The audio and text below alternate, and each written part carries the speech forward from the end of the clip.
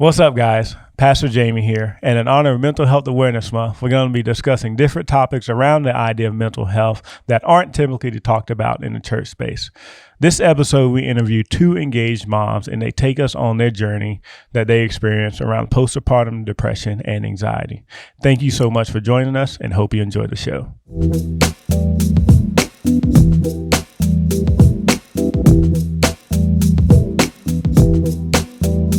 Well, what's up, everyone? Welcome back to the Street Theology podcast. My name is Kara, and we are joined today by a few people at the table, a few new people here. Again, like we said in the intro, we are doing some special Street Theology episodes in May, all around the idea of mental health awareness. It's something that we're really passionate about here at Engage. So we're going to have a couple panels and a couple of interviews with people who can talk on some ideas around mental health. So I'm going to pass the mic over to one of our guests, one of our hosts. Yes.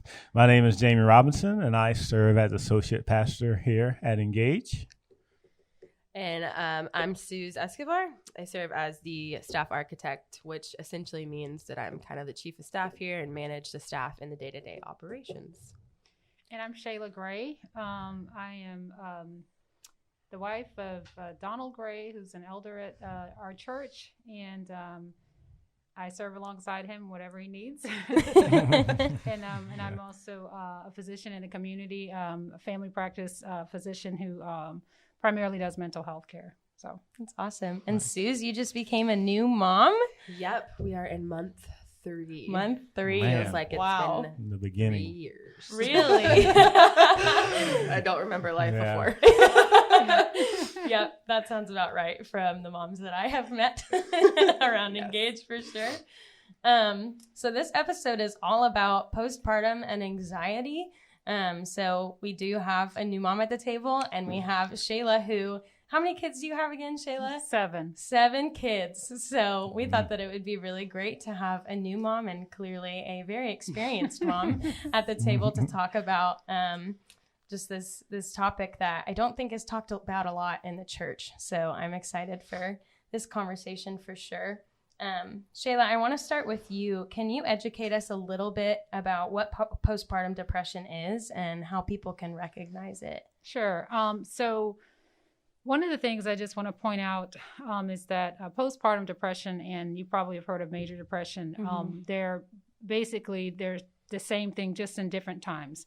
So I'll talk about the symptoms of postpartum depression, but it's really very similar to major depression. Okay.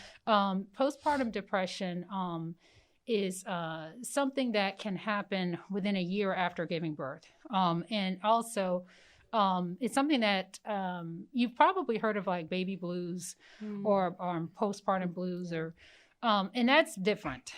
Those symptoms are more mild. You feel sad and anxious and maybe not sleeping that well, but it lasts less than 2 weeks. Wow. It should be 2 weeks or less. Postpartum depression is there's more to it. You're feeling sad most of the time, and you're meaning sad. Your mood is down most of the time.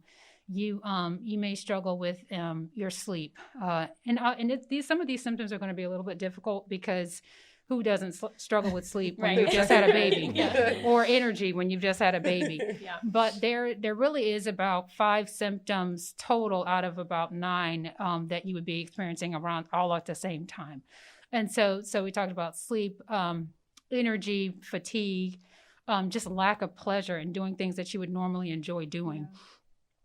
Feelings of guilt, indecisiveness, not eating well, your appetite is down. So there could be some weight changes, which is another one that's kind of hard because, you just had a baby. Yeah. But, poor focus, poor concentration, and being irritable, those all can happen. But one of the major things that, you definitely want to be looking out for is if you start having feelings that you don't want to be alive anymore. Right. So, and that, sometimes people hear the words, suicidal thoughts, and they think, oh, well, I'm not thinking that. But are you thinking things like, I just want to go to sleep for a long time and not wake up? Do I just not want to be around anymore?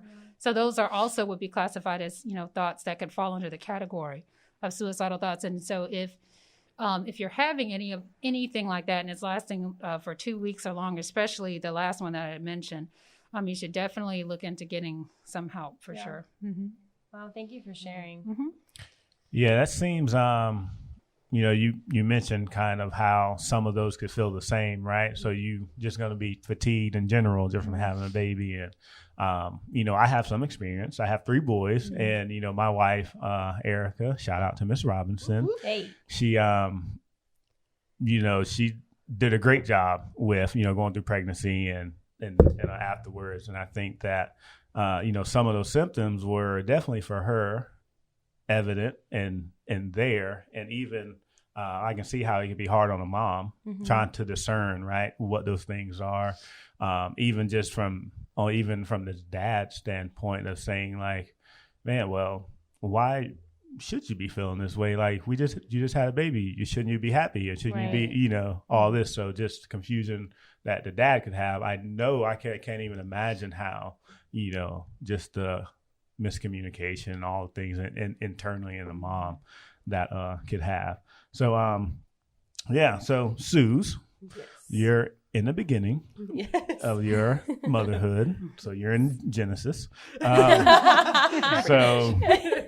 kind of let us in on what your experience was, going through pregnancy and, then the child being here, kind of let us in. Well, who were some of the things or people that you leaned on to help you, through the time that you never experienced, and then, just kind of let us into some of that process. Yeah. So, actually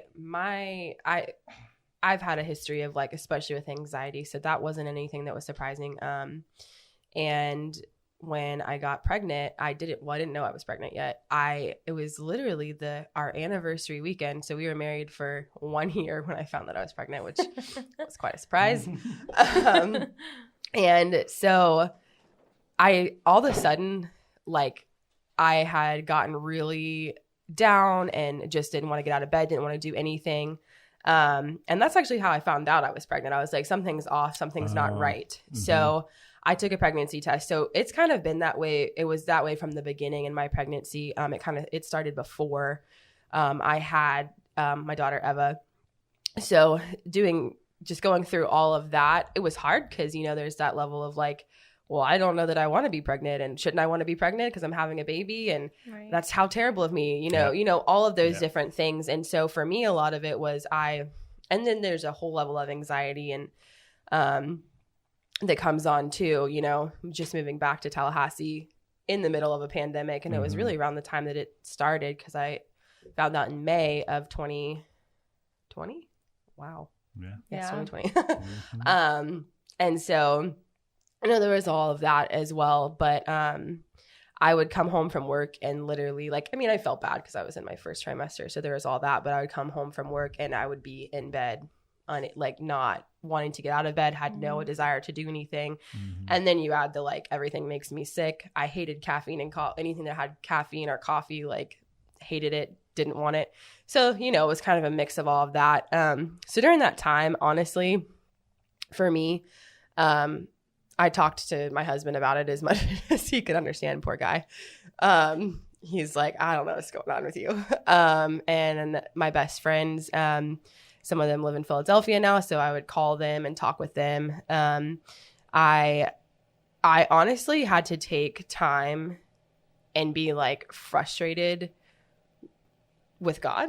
I was frustrated with God because I'm this doesn't seem like good timing. Why would this happen right now? Why are you letting me feel this way? There's all of that stuff there. And that really actually helped a lot to just be really, really honest about my feelings, about being pregnant, about my fears, and just not understanding the timing of things, especially, we moved 4 times in 2020.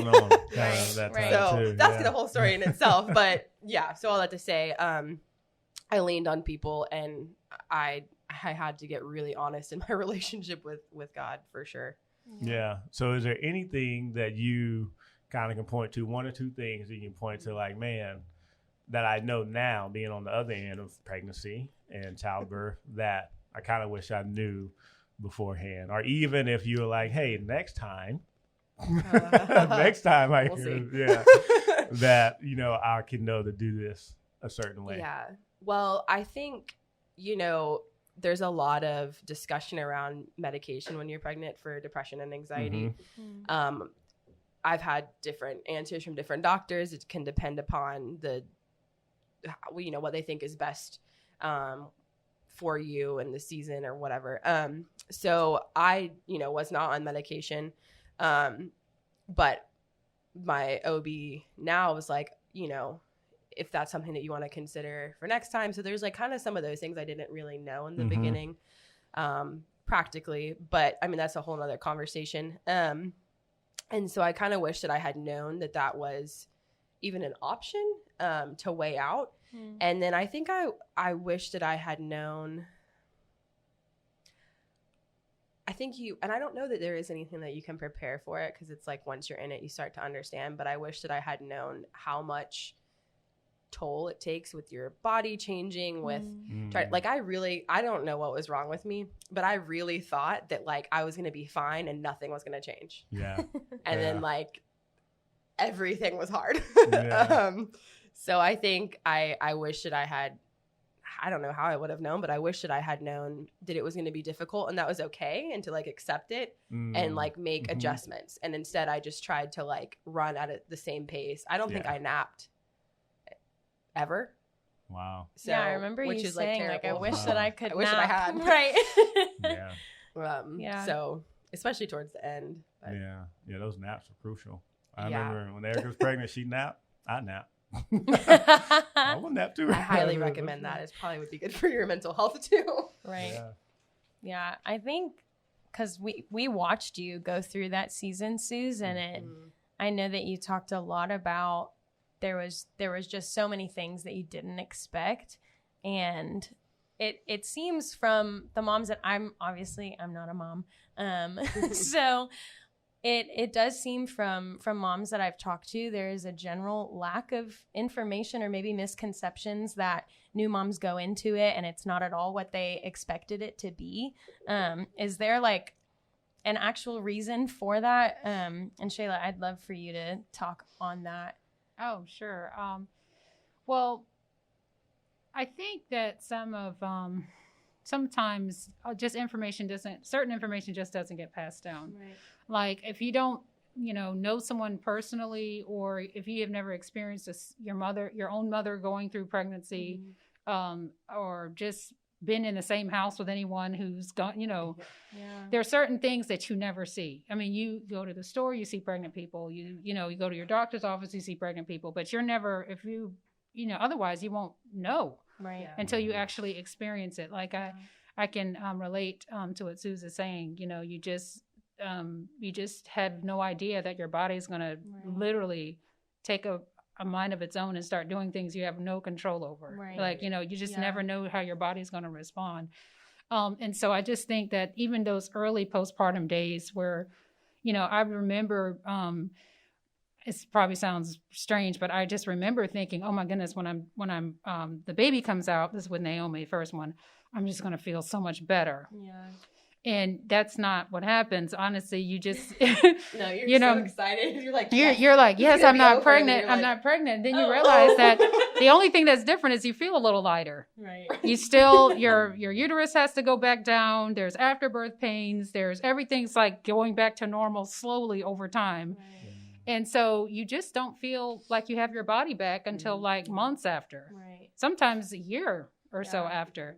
And then if your family is growing, then, you might have your body back finally for like 2 weeks, and then, oh gosh, we're having another baby, and so you're just kind of going back into that season until, you and your spouse decide that, okay, I think God has given us what we need. Were all of your experiences different with the 7 kids?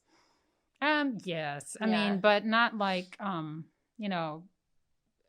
not, like specifically all of them were varied a little bit. Yeah. I did not have any major complications. Yeah. Thank God. But they were all sort of a little bit different. Yeah. Yeah. Yeah. Yeah. So there's the, the stigma of mom brain, right? Mm-hmm. So of being forgetful and, we kind of mentioned on it, like we can start on top of just on a lighter note. That's something that Erica has pointed out. Even I've noticed, after she did go through her first pregnancy, there was that there of kind of like more often of forgetfulness and things of that nature. So Shayla, if you could kind of speak to the kind of like the changes that pregnancy may tend to have on mental health, if there's any. Well, you have a lot more hormones flying around. Mm-hmm. And one thing that I want to point out too is that if you had any trouble with mental health before, it's nothing to be embarrassed about. Like if you had a diagnosis of depression before, if you dealt with anxiety before or anything, you are going to be, there's a higher risk factor for maybe developing something like postpartum. Mm-hmm. And so just wanted to, point that out. So personally, my own experiences, I had a very close friend of mine tell me not to make any major decisions while you're pregnant. I mean, say like, do not make any major decisions while you're pregnant, because you are more emotional, you have less patience, you're uncomfortable, you're not getting as much sleep the further along you go. Right. And so there are definitely some emotional changes that you go through, and for good reason, a lot of times, movies and things will make fun of those kinds of things, but it's real, and those things are very real. And it's really important to be just sensitive to people that are expecting, and also to, I think, to what you were saying about just being intentional about why people don't know. Right. There's plenty of resources out there, about like the changes that your mind and your emotions will go through, or that you might be experiencing. So just being intentional about, your spouse going through things, reading up on it, it can really prepare you for what's ahead, whether it's yourself that's pregnant or your spouse. Yeah. So I guess this next question would be for both of you guys. What are some of anxieties? And I would like to hear both of you answer, because I think we'll see some parallels, some similar question or answers you guys have. What are some anxieties that you have as a new mom and as a mom in general? Suz, I remember we were talking one time recently about, just some of the things that you kind of think about, right? That when you have a newborn, when you like, well, I don't want to lay him on his back because, they say this or they say that, or I don't want to lay him on their stomach because they say this could happen or that could happen. So just kind of speak to some of those anxieties that you guys experience just around pregnancy, around childbirth, newborn baby, and things like that. Yeah. Well, I think the whole time leading up to it, personally for me, my anxiety got so high that it was hard. I mean, you guys were around me. Mm-hmm. I was like not making sense sometimes, couldn't get words out. Like I couldn't remember anything to save my life towards the end there. I was like, this is not good. And so I think there is anxieties of like, I was almost so anxious about not being prepared that I literally could not prepare. Mm-hmm. So there is parts of that I wish I had, I researched some stuff to an extent, but like actually sat down and think about like, okay, how am I going to apply this when she's here? Mm-hmm. I like couldn't sit down and do it. But yeah, so literally the last thing they do before you leave the hospital is walk you through the 30 ways that like your baby can die from SIDS. Yeah. And then they're like, all right, are you ready to go now? And I literally looked at the nurse and I said, can you come with me? Because I am not okay. And she laughed at me and she said, great, you're ready. Yeah. So she's like, at least you care. But yeah, so like, she's getting to be she's 3 months old. So she's getting closer. She's starting to like show some signs of rolling over. And, the number one thing that, everything you read is like, if they sleep on their stomach, like their chances of dying from SIDS increases by this much. And so like, of course I'm like, well, we swaddle her and we do all these things. And, is she going to be able to breathe? Is she going to suffocate? It's like you wake up a ton in the night trying to make sure that she's okay. I mean, I still do that. And she sleeps in a crib in a separate room now. We have a baby monitor, but I still wake up and I like look to make sure she's breathing. Yeah. So I think just there's so much that's out of your control and trying to manage, okay, I need to like relax a little bit. I need to take a step back. I need to think like, is this logical? Or is she going to be okay? I have the monitor. Is there anything that I could do anyway, unless I didn't stay up 24 hours a day watching her? Probably not. You know, we're trying to be precautious with all the things that we can be. And, you know, I mean, and there's all the fears of like, you're going to drop them, or we have dogs. And so are the dog going to step on them when you're, you know, turn your head for 5 seconds? Could they roll off the bed? And so, you know, there's just like all of that kind of stuff. And then the fears of like, okay, are they hitting all their marks? Yeah. You know, for different stuff, and kids grow at different paces. But, you know, there's a lot of that kind of a thing that just makes you anxious. Yeah. Shayla, same question, just let me phrase it a little differently. Okay. What are some of the anxieties you notice with the first child, second child that you might not have noticed that were not there with kind of like when you got to the fifth, sixth child? I'll go real surfacey at first. So in the beginning, probably thinking that we wouldn't have enough for Naomi, like we wouldn't have everything that we needed, you know, like, oh, we need to get this, we need to get this, we need to get that. And just, you know, wanting to make sure that, you know, everything's set up, and then just wanting to make sure that you have enough clothes and all of these things. And then, you know, by the, you know, not even the second, I won't say the second, I'll say by third, fourth kid, you realize you don't even care about a changing table. You know, anywhere is okay to change a baby. You know, you stop. I mean, if you're a nursing mom, you know, you just stop caring about things like, okay, she's got to eat. You know what I mean? I got to take care of this. I don't even care anymore, you know. But it's just like, even obviously you just realize that, you know, you begin to realize that some of these things that you keep hearing that you need, you don't. You know what I mean? And some things are just kind of basic. This is common sense here. You know, I got to take care of this kid, you know? So I think one of the big things that we were definitely challenged by when Donald and I first got married, we were challenged by a marriage conference we went to that after we had gotten married, went to this marriage conference, and it was challenging everybody there to really think about, you know, how you're planning your family. You know, are you planning your career around your family, or are you planning your family around your career? And at the time, I was still in training. I was still in medical school, and Donald was like probably out of grad school, but, you know, working. And we had probably just laid out these plans about how we're going to wait till this to have children, and we're going to, you know, and so we were both convicted by that. And so then, now this is a personal conviction. I'm not putting this on anyone, but we were really convicted by the way we were thinking about our lives. And so at that time we decided, you know, let's just trust God with our family. And we decided to do that, you know, and I remember thinking, you know, it could be years, you know, God might not give us a kid for years, you know, and then, you know, 6 months later we were pregnant.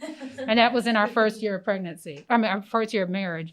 And so a big thing for us was childcare. You know, I was in medical school, and it was just like, who's going to keep the baby? And like that's like the number one question that everybody was asking me. Who's going to keep your baby? I even had some women asking, are you going to stay in medical school? You know, are you going to be a doctor? Are you going to, and it's, you know, and it was just, those were anxieties for me. And so, but I do truly believe that because we were willing to step out on faith, and maybe it was kind of, you know, somebody might say it was naive, blind, but I do truly believe that because of that, God provided in ways that we could never have formed ourselves with our childcare situation. And, you know, here we are years later, done with training and all of those things, and God has just been faithful. So, I know, Suz, you've talked about like the aspect of how people are against or for stay-at-home moms. And I was just wondering, is there anything that you can shed some light on? Because you're a working mom. And so we joke in our family a lot that JT is my husband is the mom and I'm the dad. He stays home with her part-time during the day, and then we have a wonderful babysitter who's an intern here, Maya, who watches her about 13 to 15 hours a week so that he can get some stuff done, and just between him needing to go to work and me coming home.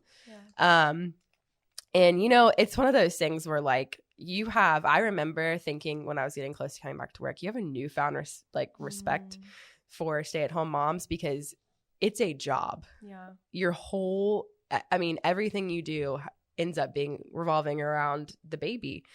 And I mean, it's normal, but for me, that was really, really hard. And I found going back to work was healthier for our family because when I came home, I was a way, way better mom, more engaged, more in tune. And JT is incredible with her. So like I could barely get her to do anything, like lay down to sleep, and he's got her on a schedule, she sleeps through that night.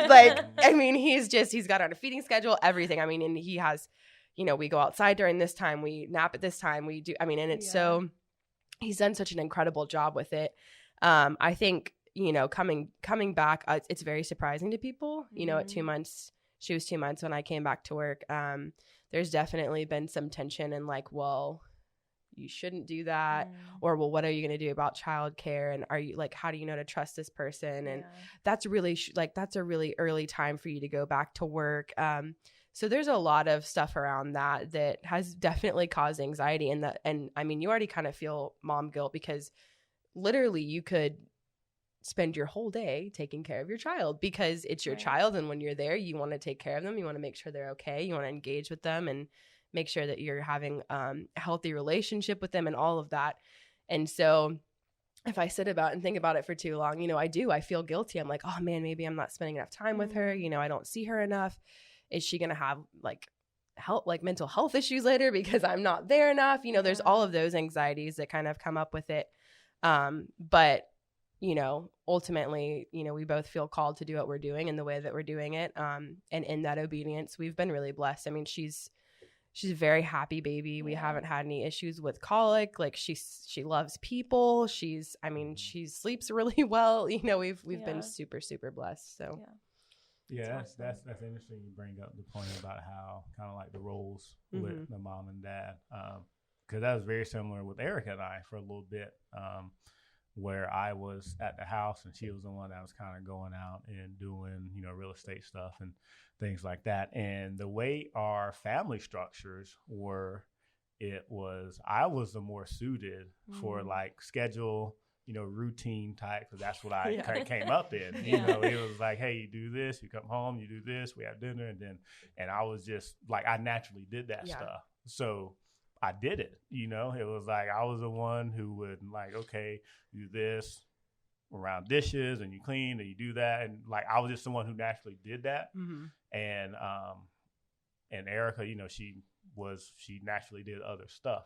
And so, I bring that up because I think it's important to, like Shayla, like you were mentioning about, the anxieties that need to be there and the ones that you realize that don't necessarily need to. And I think society and the gender roles that society puts on us, that plays a part in it as well. And so just figuring out what fits best for your family, when it comes to that stuff. And there's nothing wrong with figuring out what best fits for your family. Pastor Jamie, I don't know if you can speak to this, but is there there's clear biblical roles that are in there for a father and a mother and what that's supposed to look like. So how do you manage the tension between how our society operates now and how you can follow biblically what that means? Yeah. A lot of times, when you talk about this topic, it's all around, like the man being the head of the household, right? And so the two sides are, right, when it comes to the man being the head of the household, well, what does that look like? Is it one side is, okay, well, that means the man is the head of the household by like providing financially, or the man, he's the head of the household by he makes the decisions and things like that, right? And that's like societal things. Now, if we look in the Bible, what God's word says, the man the head of the household by laying down his life, right? And then what does that really mean? So those are the two that you kind of face with that tension with in Western society when it comes to a man and leading his household. And so, for me, that was something that was definitely had to realize, like, man, like, where am I at in this? Something I couldn't really figure out until I was actually married and in that position, right? And but quickly realized that from what was modeled to me, you know, my dad, he would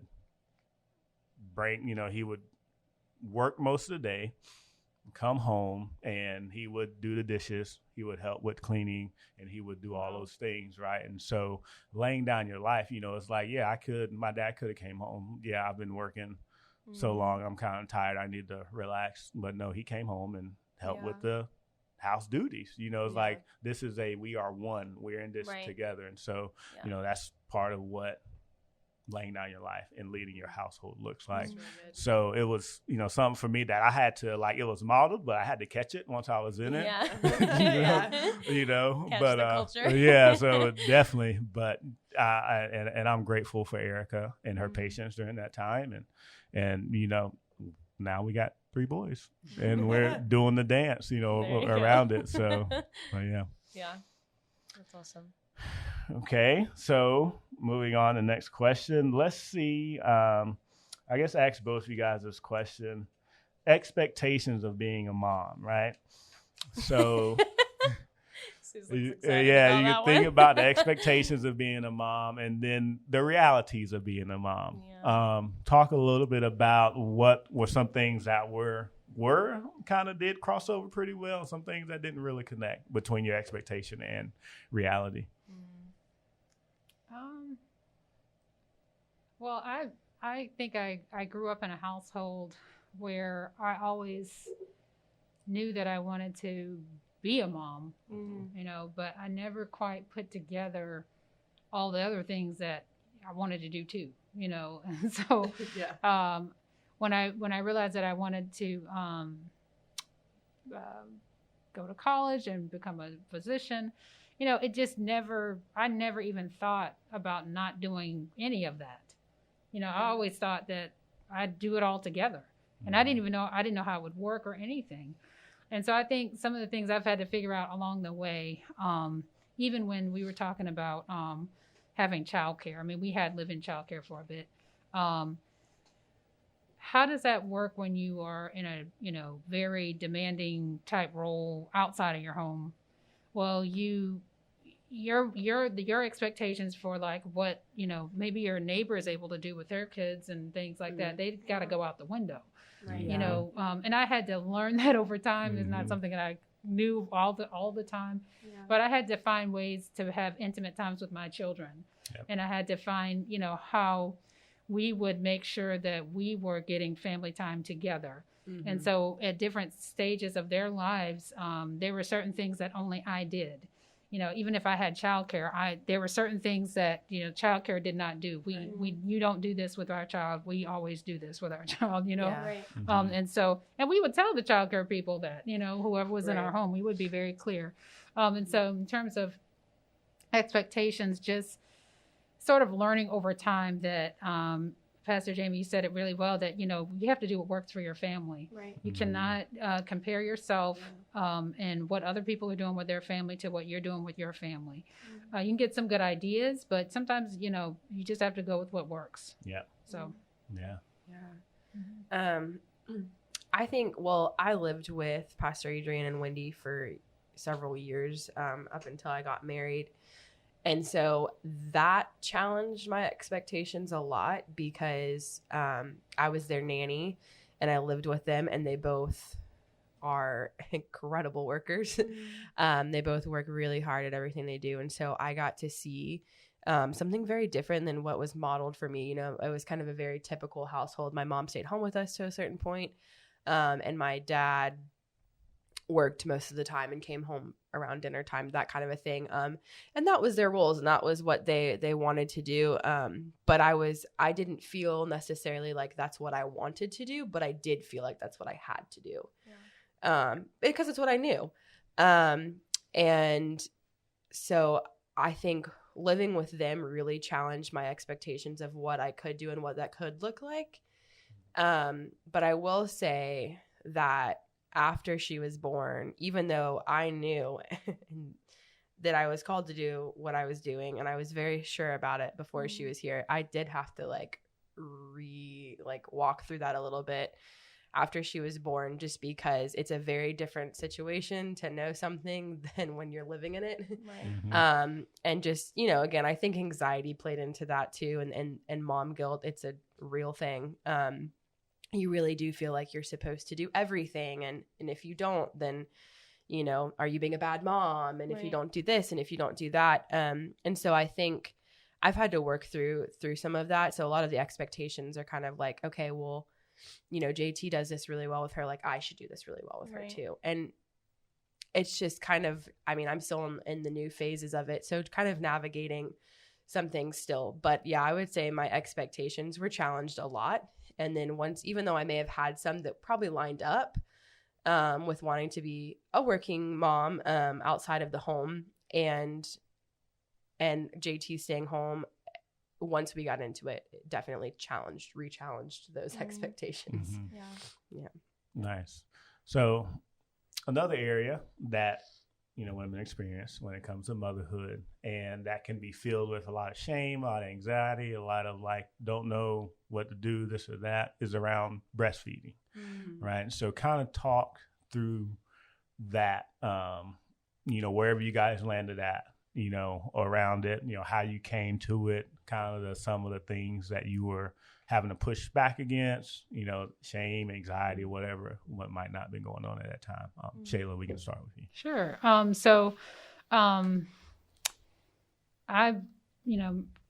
was not a breastfed child and I turned out okay. And so when I was learning about,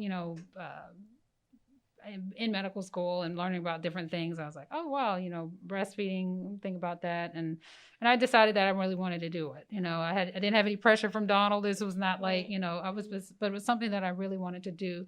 And so I did, we were able to, pump and freeze and, do all of these things. And, I was able to nurse, and, for all of the kids, I tried to do it for at least a year, and it didn't always work out. That's okay. Yeah. But the thing that I realized about that whole process is because, when you're in the season of being a new mom, you might run into other moms going through the same thing. And there's just a lot of unnecessary pressure to do things one way or another. Yeah. And what you have to realize is that, you might have had it in your heart to do something or breastfeed all this time, and then you get to that point and it's just not working. It could be the baby just doesn't latch. It could be, your milk production. There could be so many things that come along with that. Yeah. And you just have to not, you have to realize that thank God that there's formula. Thank God that there's other ways to provide nourishment for the child. And you don't have to, feel guilty about choosing some other ways to do things. Yeah. And so I don't believe that there's one right way to nourish your child, because if we live in a fallen world, which means our bodies are fallen, and they don't always do the things that you want them to do. And so that's my take on that. We, like I said, we did the pump, freeze, and all that. And I was in residency sometimes and would just disappear. Right. Like, where's Dr. Gray? Where'd she go? I was like, I had disappeared to go pump, you know what I mean? Wow. And things got crazy, but you just, and there was not always places to do it, so I'd find myself in like weird places, like, okay, like pull out the thing really quick, and just, and it was just, I think God was definitely with me for all of that, and still is, but no one right way for sure to do it. Yeah. I've never heard somebody describe it when it comes to our bodies being fallen. That was something that you just said that kind of blew my mind. Because I've talked with Suz, I've talked with some other moms, and obviously I can't understand that. But to hear you say that connected a lot of dots for me, for sure. Mm-hmm. I think I'm a big believer in fed is best. Because I started out thinking, that this is something I really want to do. I'll try and do it for like 8 months. That was my original goal. And then when Eva was born, she got jaundice, didn't want to eat, and wasn't eating, did not like nursing, wouldn't really. I mean, I had a consultant with me for an hour. Like, I was dripping sweat, like trying to figure out how to do this. And it just was not working. And the consultant was like, I gotta go to another room, and I was like, what the heck am I supposed to do? And so I did try for a while to continue doing that, but we had to start supplementing because she just wasn't eating enough. And her jaundice was getting worse. So, we did some intervening with the supplementing and all of that. And we got home and still was really struggling. And my mental health with it truly was declining. Like, I was so stressed out. I mean, and also because she had been so sick, and they gave us the go ahead to go home, but they were like, you really need to make sure that this is happening this first week, because if not, she'll be back here. And, then you've got all those anxieties. And we were supplementing for a little bit. And then I stopped for probably a week or so and started just nursing her, and then started pumping. Because she never really did well with nursing. She didn't like it. And as soon as we started introducing her back to a bottle again and pumping and all of that, she was eating just fine. And growing and doing all the things. So for us, it just didn't work out. And so when I got back to work, she started getting some rashes and some stuff with some food allergy kind of things going on. And so we had to kind of figure that out. Nothing in my diet, cutting in and out, was really working super well. So we had her on we had to switch her to a hypoallergenic formula. And it worked really great. And she's not now having to do that anymore. But I did pump for 3 months, and we started supplementing when I, around that time with formula, to kind of wean her off and everything. And so now she does, she's a formula fed baby, and she's eating more than she was before, and she's growing, and she's doing really well. Doesn't have any more crazy rashes and all of that kind of a thing. So I think it's definitely one of those things that I want, you want to do what's best for your child. And, there's so many health benefits, and they talk about all that with you at the hospital, and even your OB will of breastfeeding. And so that was my goal, because, I'm like, I want to do what's best, give her immunity to all these things. But it didn't work out the way that I'd planned, but I was okay with switching. I've had a lot of other people give me some pushback, and I'm like, well, it's easy to say when you're not in the same shoes. Your experience could be different. And maybe that's something that you really believe in doing, that you should do, and that's okay. Yeah. But I think it's just different for everyone. Yeah. Yeah. Good. Those are great answers. Okay. So let's get into, I think this question will be a little fun, and I'll go first to help with, kind of full disclosure. So what were each of your marriage relation, or how did pregnancy affect the marriage relationship, right? So I'm excited to hear about this one. Yeah. So with Erica and I, Erica got pregnant pretty fast. I think we were maybe just 6 months into marriage. Wow. I think we were just maybe 6 months into marriage. I didn't know that. And she got pregnant. And obviously we didn't necessarily have we want to get pregnant at this time, but didn't think it'd be 6 months. Right. Didn't think it'd be 6 months. And so, but one of the things that was, and I guess this would be after the baby being born, it was just our time, right? So the time that we had together, right? So just being able to, connect, do those things. So that's definitely one of the things that was affected after. Now, one of the things before marriage, or before the birth, was was around hormones, right? And just how her attitude, and just how just stuff was she's having a hard she's having a hard time, and be man, having not to understand okay, some of this stuff I don't understand it, because I don't understand how hormones and all that stuff affect you, but to a degree understanding that she's having changes, right? And so the relationship in that way was affected a little bit, as far as I wasn't necessarily the most patient, you know, as far as like with her changes and like how she's feeling that day or whatnot.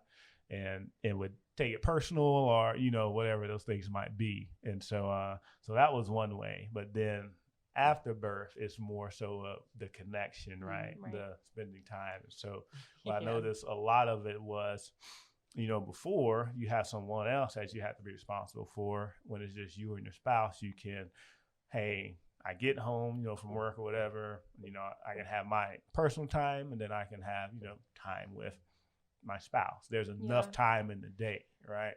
But now when you add another person you got responsibility for, some of the sacrifice that you have to make, you have to choose between, okay, am I going to take this time for me or am I going to take this time to lean in and press it and connect with my spouse? You know, it's not like that every time. That doesn't mean you don't have time for yourself, but that is a decision that you have to make at times. And so that was, you know, that was something that was, and even still to this day, you know, it changes like how it looks. You know, it's like you got to be intentional and you got to think and you got to, man, how much time have we had? You know, and before it wouldn't be anything you had to think about, you know, because it just naturally happened, right? But now you could very much so get caught up in, okay, just working and then doing their responsibilities at the house and then stuff around the kids, making sure they got stuff for school and all other stuff. We got groceries, what do we need? And you hadn't spent any time, you know, so you got to definitely be more intentional about that. So those are kind of post and pre for pregnancy for me.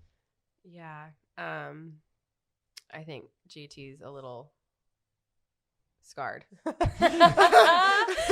He's mentioned a couple of times. He's like, I don't think I want you to be pregnant again. And then, so I think, you know, beforehand, like just definitely the emotions. And so things get a little tense and I, you know, normally let a lot of stuff roll off my back or it doesn't seem to be like, I need to like really lean in and pick on this. But when I was pregnant, I was definitely more irritable, you know, definitely like what, you know, probably a little bit more snarky than necessary. But I think afterwards, like anything, I mean, I think I could say like you're pregnant and then all of a sudden this baby is here and your life literally changes the moment that baby comes into the world, like drastically more than you could ever imagine, for all the good and bad things, you know. It's amazing. And then it's also like you really can't, I really don't think you can fully prepare for something until you are in the middle of it. You do the best you can, educate yourself, all of that. But I don't think that you can really like understand it until you are experiencing it. And so for us, you know, when I first had her, JT, so the month we found out we were pregnant is the month that he started a business. So you know, he was still in the phases, still is, you know, in a startup. And so when I was home with her those first 2 months, he was working, probably like 14-hour days every day. So by the time he got home, I was like, I need you to take her because if I don't take a shower or like sleep for 5 minutes or anything, I'm going to lose it. And so that obviously was very hard. And then we were taking shifts. What we did instead of, you know, me staying up all night with her, him staying up all night with her, what we would do is she had a pack and play in the living room and we set it up in there and we did 5-hour shifts. So I usually did the second one so that he could sleep before he went to work. So he would do the first 5 hours. And if she woke up, he would, you know, tend to her, and then I would do the second 5 hours. And what that did is allowed us to have a stretch of time before she started sleeping through the night at about 6 or 7 weeks. So we were very fortunate for that. But in all of that, and even still being back at work, like, you know, it's like sometimes you're like ships in the night passing each other. It's definitely been hard and it's different. You know, your time with your friends changes because you have to prioritize. And we've both decided we want to be incredibly intentional with our time with her since we both have to step away for long periods at a time. So like I put her to bed every night and he, you know, gets up with her every morning. And so there's all of that stuff. So then when it comes to the two of us, you know, it's easy for things to get really, you know, to be really short with one another if we're not careful because we don't get the same amount of time. And there's not as much time to process stuff or talk through stuff. So it continuously forces us to be more intentional. So that's honestly something that we're working out right now, you know, 3 months into it, we're trying to figure that out still. Cause we don't, you know, trying to be careful about having like 5 million babysitters and passing her around, you know, we don't want to do that too much. Just because neither one of us are there with her all the time. So we want her to have stability and security and all that. So then when it comes to us, unfortunately, sometimes it takes a back burner.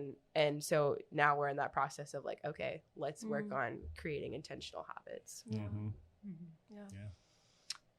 So I would say,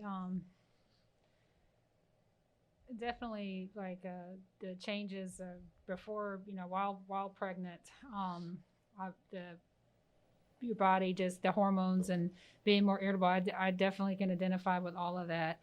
And then afterwards, just someone else really wanting to be close to you all the time was definitely a big change.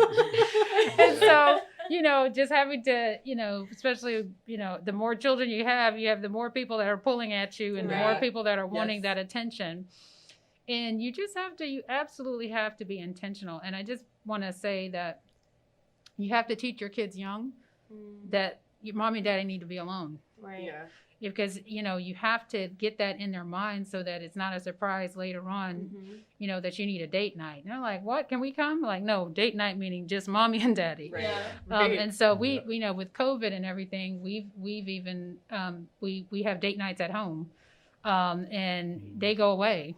You know what I mean? Or they might be walking around, but they're just looking at our takeout like, you know, we get some of that. But it definitely has challenged us.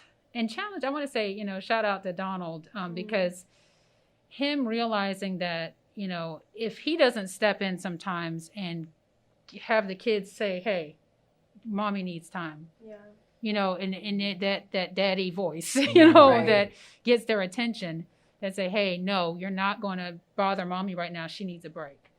You know, and even like when the kids were really little and just come in and say, I got her, go to sleep. You know what I mean? Get some rest. And so he understanding that, you know, his role, because sometimes maybe it wasn't so obvious what his role was. You know, how he could be helpful, especially when they're really little and they're so dependent on you, you know, just kind of not knowing, okay, you're trying to figure out who's going to do what, how's this going to work, where do I fit in, you know? And so definitely just him sort of realizing that I'm not very good at saying no. Right. I'm not very good at telling the kids, you know, stop, you know, I need time to myself, but he can jump in and do that. And then when he realizes that I get rest, then our time together is better too. So it kind of all works together. So I would say.